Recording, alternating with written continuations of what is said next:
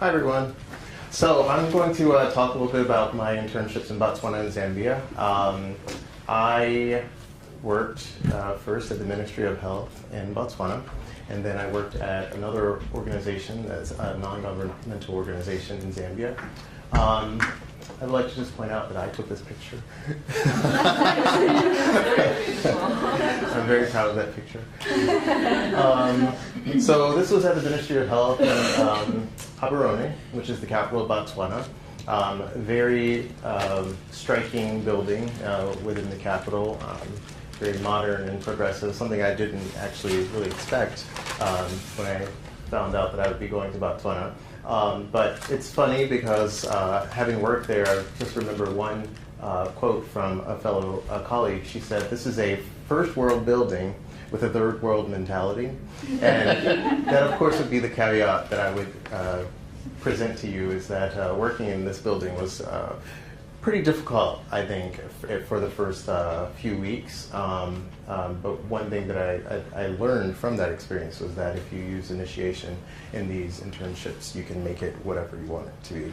So my role in Zambia was predominantly to take care of the financial database there, because they had actually lost 10,000 kwacha.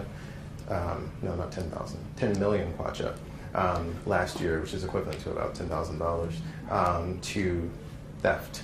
And so what they were trying to do was build in sort of patches and find out where these leakages were coming from. That's one of the actual big challenges in this type of project, is that there's so much corruption and there's so much theft, and they have to continually deal with those issues. So after my time, that was about 8 weeks in Botswana, I then moved on to Zambia, and I actually was able to do this particular program again through the back door. My best friend, actually, his parents run this organization, so I was able to get it through him. And I knew his parents already, so that actually was really, I felt kind of lucky to be able to do that. So it's called All Kids Can Learn International, and what they do is they use an economic development model. The founder is a retired businessman from Maryland. He has built up all of these cottages for single and double orphans that house sort of, that mimic the African village. So there's a mother, there's an auntie that take care of the children.